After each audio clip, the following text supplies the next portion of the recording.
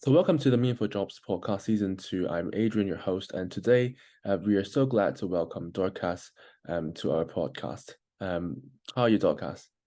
I'm good. Thanks for having me. I'm glad to be here. Thanks so much. So yeah, I think the reason why I was really interested in having you in our podcast is because I was doing some research online. I saw a piece you wrote about spirituality and how it ties in with the perks that Silicon Valley companies are offering to employees nowadays. So, before we dive into, deeper topics like meaning of work and so on, could you maybe give us a brief overview about your career? Because I think you got into communications and you are an entrepreneur as well. So, Yes. So I've done a few different things, had a few different careers, as I'm yeah, sure many people have had. I actually started out in the nonprofit sector, right. just developed a real love for Mhm. social justice and trying to address Mhm. social challenges. So for a number of years, I worked for different nonprofits doing community development, youth Yeah. leadership, volunteer recruitment, affordable housing. And Mhm. then a little later on, I moved into the social enterprise space. So Right. my husband, Ned, is the co-founder of a social enterprise called D-Light, Right. which creates solar powered products for families without access to electricity in developing countries. Right.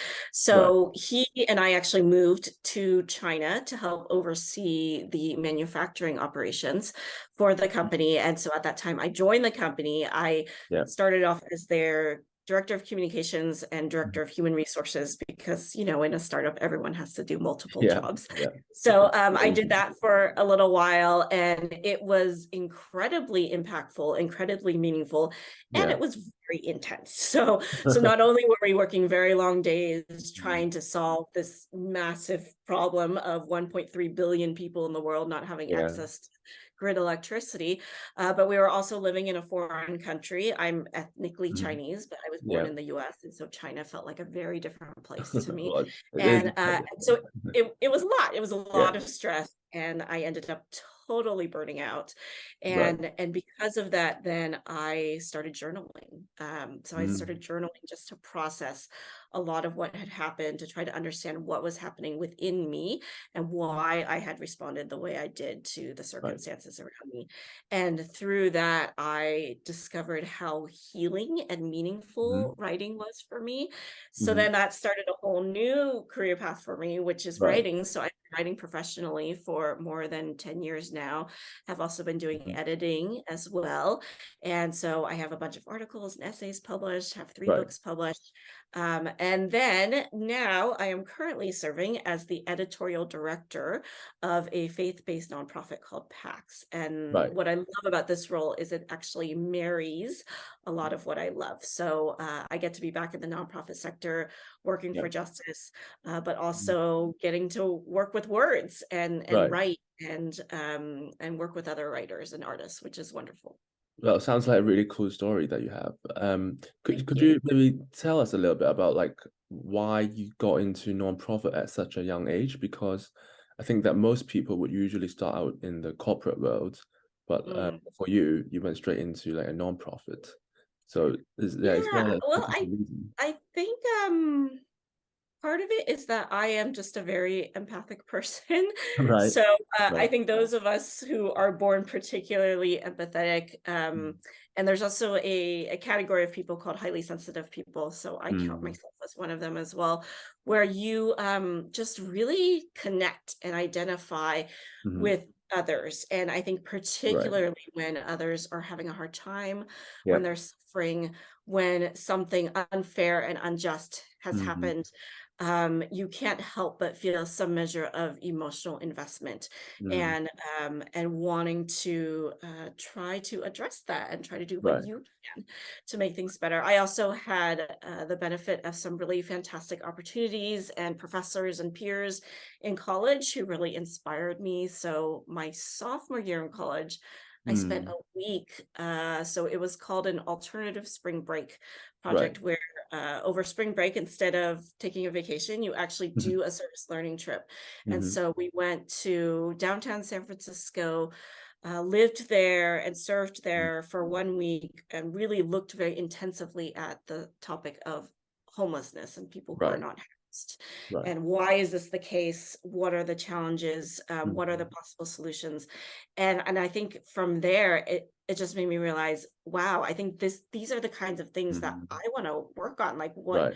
everything that I have been given, my education, the opportunities, Mm. my immigrant parents worked super hard to Yeah. get me to where I am today. I would love to be able to give back to others and to Mm. ensure that others also have similar opportunities and have the chance to fulfill Mm. their potential and pursue what they most love to do. Would you say you encountered, any particular difficulties, in the nonprofit sector? Because Oh yeah. yeah, I'm sure plenty, plenty. Nonprofit sector is full of difficulties. Mhm. The burnout rate in the nonprofit sector is something like 50% because Oh, is it even it's higher than the corporate world, do you think? possibly so, Possibly. Wow. because, you're working incredibly long hours, you're Yeah. getting severely underpaid, Yeah. you're Yeah. probably Yeah. making less than 10% of what people in the corporate world make. Mhm. And everyone's wearing multiple hats, doing multiple jobs because there are just Mm. never enough resources to go around.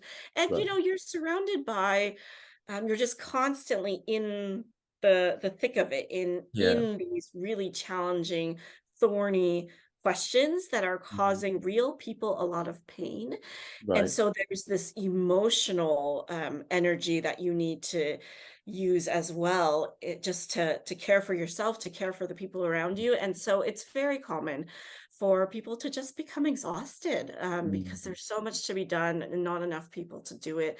Mhm. And you yourself might be struggling to pay the bills or to Yeah. even find time Yeah. to rest, and so that's really challenging. It's Mm. I love the nonprofit sector, and I think there are a lot of things about the sector that we can do to make it a more sustainable place to work. Mm.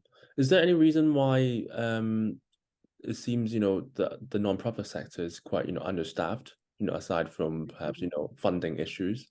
I'm not sure, do you think it's because of like a labor shortage, or like are there any other reasons why that might be the case? Oh goodness. Well, this is getting into macroeconomics, which is not my Yeah, yeah. area of Sorry about expertise, that but being a bit I, too technical. no, that's okay. I think funding is a huge, but that's sort of the bottom line challenge of pretty much every nonprofit Mm. is being able to access a regular stream of funding. Yeah. And so then without that funding, it's hard to retain people, it's hard to attract people. And then as I was saying, with this high burnout rate, you have a lot Yeah. of turnover.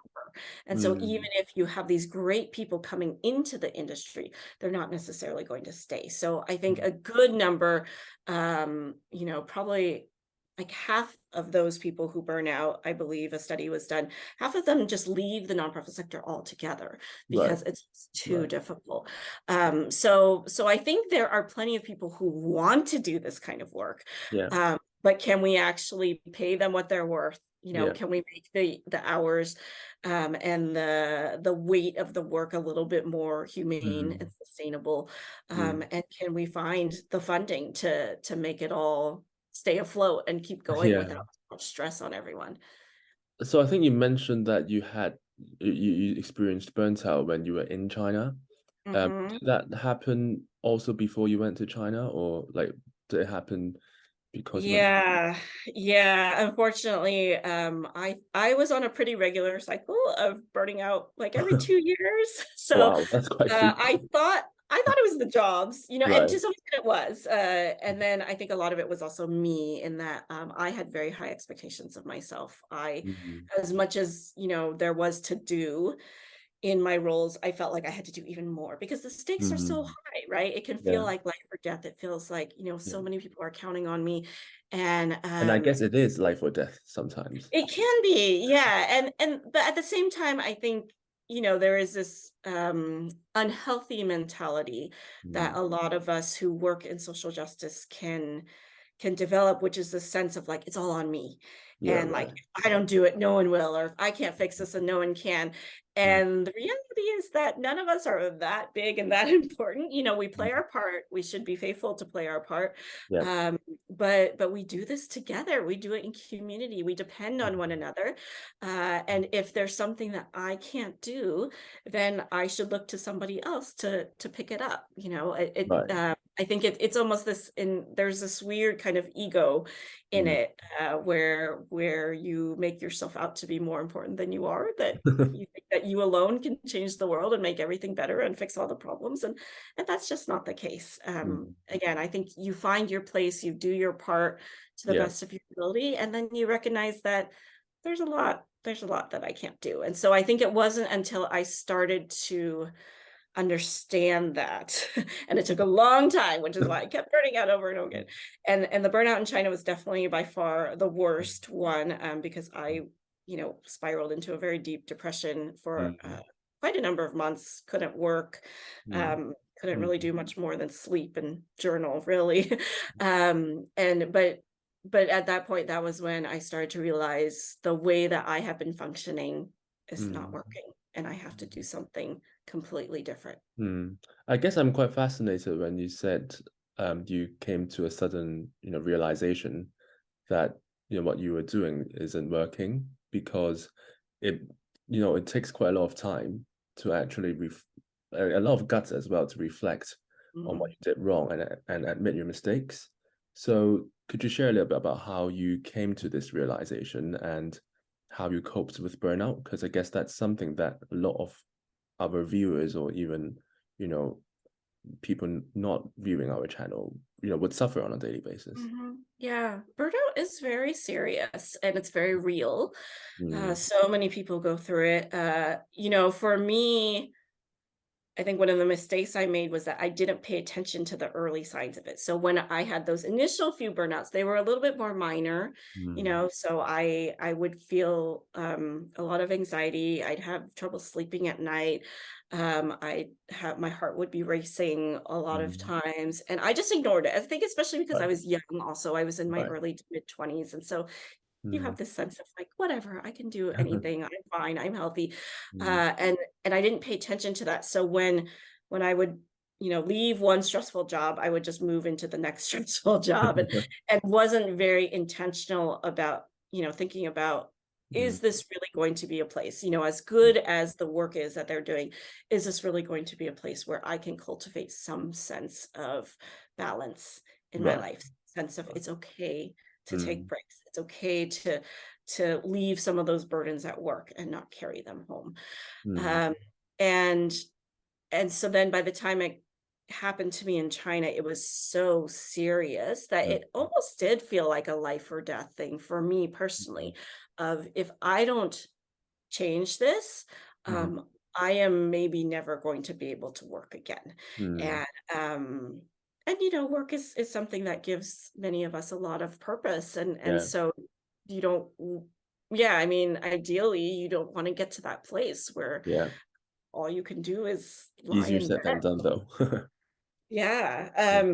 So, what was challenging at the time was that I was living in China, and not in Beijing or Shanghai, not those like Or in one of major the smaller cities. metropolitan cities. What's that? Like in one of the smaller cities. Well, I should say it was still a large city. I lived in Shenzhen. Okay, okay. Still a large city, but at the time, it was sort of like an up and coming Yeah. city, and very few foreigners. Mhm. So there were just very limited resources for me. Like, I don't know that I could have found a therapist. That's what I had done previously. When I Mm. had previous burnouts, I would go, meet with a therapist for a few Yeah. months, or even a year or two. And that was always very, very helpful. I Mm. couldn't do that from China, but what I did do was I connected with a friend back home in the US, and Yeah. she and I had weekly phone calls where we would just check in with each other and have very honest conversations about what's going on. How are you processing things? She was an incredible friend to me. And Mm. then I also got connected to someone who is called a spiritual director, Mm. who's here in the US as well. And this was the time of Skype. So we were on Skype, and I think it was one of the first times she had ever used Skype. She had never had a client who was in a different country. And but that was also really helpful for just giving me insight. She would ask lots of good questions Mm. and giving me insight into what's going on like deep in my soul, not just kind of the surface level struggles, which I Mm. could talk about for days on end. Yeah. And she kind of, also helped give me insight on but this is who you are. And, mm, that was when I was first introduced to the Enneagram, which is this personality type. And that was actually incredibly helpful for mm, me to recognize, okay, this is who I am. As a result, this is what's hard for me. This is what works for me. And also, that's okay. I don't yeah, need to yeah, be a different kind of person. mm, I don't need to try to force myself to be a certain way, mm, because doing that hasn't been working for me. So I need to be authentic to who I am mhm, and really understand that, and give myself time and space to heal, and then go pursue something that not only is meaningful, mm. but feeds my soul. Right, right. I Yeah. guess, in modern day society, a lot of people work primarily for money, which is totally understandable. But you mentioned a good point about, feeding your soul, because I guess this is something that society overlooks quite often. Mm-hmm. Based on your personal experience, are there any like ways where people can maybe try and understand, their inner self a bit more and maybe find more meaning, in work aside from, monetary compensations? Yeah. Well, obviously, we all need money to live, so Yeah, that is a that's the very sad legitimate. reality. Yes. Um, but I think it's also understanding that money ultimately it's a tool, Yeah. right? And it helps us get access to other things and to live at a certain quality of life standard. But there are very, very significant limitations to what money can provide. Mm, And there have been studies done where people will always, if you ask someone like, how much money do you need to be completely content? mm, Um, it is very typical, like, the average person will always, like, double their current salary and say, like, "If I just had 2 times more what I'm making now, then I will be perfectly content and I'll have everything I need." But the interesting thing is that once you reach that amount, like, let's say you do, you yeah. work hard, you get to that point where you have doubled your salary. Then you want to double it again. Exactly. If someone asks you that same question again, you would say the same answer, "Oh, I need double what I have." And so I think just to recognize that there are desires within us that Mm, can never be met by money. I mean, money has its purpose, absolutely, but there are other things that we need to surround ourselves with to mm, give us that sense of meaning, mm, and that will, I think, for most people, money isn't what gets us out of bed in the morning, right? And gets us mm. excited to go to work. It's this Yeah, yeah, idea that I can do something meaningful, that I can change somebody's life, or I can make something better, or I can add something really beautiful and creative to the world that wasn't right, previously there. right. And those are the kinds of things that, we recently had a death in the family. And so it's made me think a lot about, in your last days, what is it? What is it that you want to be remembered for? What Mm, is it that how is it that you'd want to celebrate your life mm, as you're passing, and yeah. I don't imagine any of us would like want to be on our deathbed just like drowning in cash, right? Like, you're on your No deathbed, one you would. want to be with the people you love. You want to celebrate, what the good and the beautiful things that Mm, you see around you and that you've been able to experience. mm. Well, sorry to hear about your death in your family, but Thank you. um, again, I think it's a great point you mentioned about, what people want to be remembered for after they die, because a lot of people don't really spend a lot of time thinking about it. And do you think you've reached a stage yet where you think you are more concerned perhaps about your legacy than, what you do, at the present day, maybe? Um, well, I would like to say the caveat that I don't think I'm that old. So You don't hopefully, look old as hopefully I'm well. You not, don't look old. You don't look yeah, old. hopefully I'm not near my deathbed yet. Hmm. Um, but I think, my there's a couple things. and this is going to look different for everyone. This is very much my personal story, but Mm, um I lost my father when I was very young. I was only 14 years old when he passed. And so I think that big of a loss at such a young age mm, really shaped me in terms of recognizing that life doesn't last forever and that things can end much more quickly than you might think. mhm, And so there is something to be said about living like you don't have as much time as mm, you might expect. mm, And so how do you make the most of the time that you have? And of course, none of us know exactly when we're going to go. mm, Um, so I think that has been a very significant thing in shaping how I think and how I think about life and death. I mm, think also, my faith just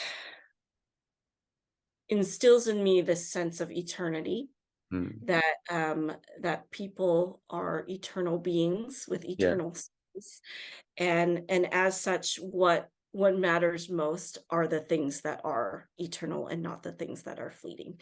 Mm, And so for me, then that is a lot of what we've been talking about. It is caring mm, for other people.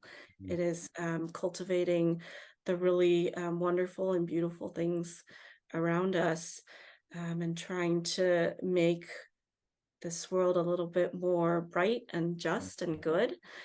Um, and in hopes that those are the kinds of things that will last far beyond my single lifetime. Mm. So you mentioned, you finding a passion in writing during, your burnt out years, I guess, in China, and Yeah. you've since been doing that, for a long time.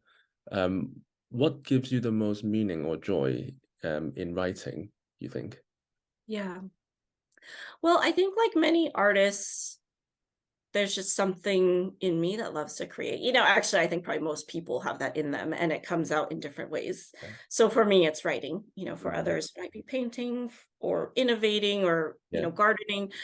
And so there is just this satisfaction that as a writer, I feel like I should be able to describe it, but um, of being able to put into words the human experience in such a way that can be communicated and transmitted to others. At the heart of writing, I think, is storytelling, whether it's nonfiction or fiction. I happen to write mostly nonfiction, but in both regards, it's telling the stories of Mm, who we are as humans and what it is to live on this earth, at this yeah. moment in time. And and so in that storytelling, there's this rich sense of connection Mm, with, I think, the sort of universal human experience, but also yeah. connection with other individual people. Mm, When I've done some journalism, and so when I get to interview people and share their story in an article, there is this particular connection that I feel with that person of like, now I know some of your story, now I know some of who you are, and it feels like a privilege to be able to share that with other people. And there's a lot of writing that is solitary, but I get to be part of some really rich and wonderful communities of writers where we're all supporting each other. And I occasionally hear feedback from people who've read my work, like yourself, and that's really really meaningful because yeah. I don't think we would have met, right, if I Yeah. hadn't written Yeah. something Yeah. and put it Words out there. words have great power. Yeah, yeah. So it's a great opportunity to connect with others. And I think just to help build empathy in the world, like help us all to understand one another a little bit better and to hopefully then care for each other more. So finally, before we end the interview, um, I know that you are, the editorial director of, Made for Mhm. Blacks. Yep. So usually we ask our guests, if they are, recruiting or hiring any people, and if that's the case, could you maybe tell us a little bit about perhaps your company and, if you would be hiring, in the future? Yeah, we're a pretty small nonprofit. There's only 6 of us on the team. We're I hope 100%. I hope they're not burnt out. I think we're doing okay. Okay, that's Yeah, so important. I would say this is probably the healthiest organization I've ever been a part of, which Wow. is saying a lot. Yeah. I really give a lot of credit to our executive director for being very intentional about making sure that we take time off when we need to. We actually create a lot of space in our team meetings to check in with each other, because we're a faith-based nonprofit. So we even Yeah. engage in spiritual practices together in our team meetings. And by the way, this is all over Zoom because we're remote. So we're spread out Okay. across the country Okay. in the US, but it's still a really beautiful way to Mm. connect with one another and build that relationship. And so PAX is a nonprofit that really hopes to inspire and equip the Christian church Mm. to pursue peace and justice. Right. And we particularly want to elevate and equip people of color Mm. because those are groups that have been historically marginalized Yeah. within the church and have not been fully empowered and given enough leadership and respect. So we do that through creating a lot of different content. We have guides, we have an online publication, we have curriculum. We're also launching a young adult fellowship for, it's great that we're having this conversation Yeah. about career and Yeah. meaning and vocation, because our fellowship for young adults ages 20 to 35 is all about figuring out what is your calling, Yeah. what is your vocation, and how do you continue to find meaning and integrate, if you are a person who cares deeply about a more just world, how do you Yeah. integrate those values into your work? So that's something that we're launching this fall that we're really excited about.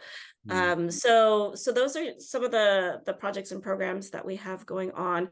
I believe we are hiring an executive assistant. Right. So if I can someone. include a link, in the description. Sure, yeah, yeah. So I could say it's a fantastic team. And if not this role, there may be other ones in the future, or you're definitely welcome to check out our fellowship. We're looking for folks who want to be a part of a learning cohort for 6 Mhm. months and really seriously delve into these questions of what does it look like to find meaningful work that is authentic to who I am. Mm. Well, thanks so much for the interview today. And wish you all the success in your career Thank you. Thank and you so company. much. It's a great Thank conversation. you.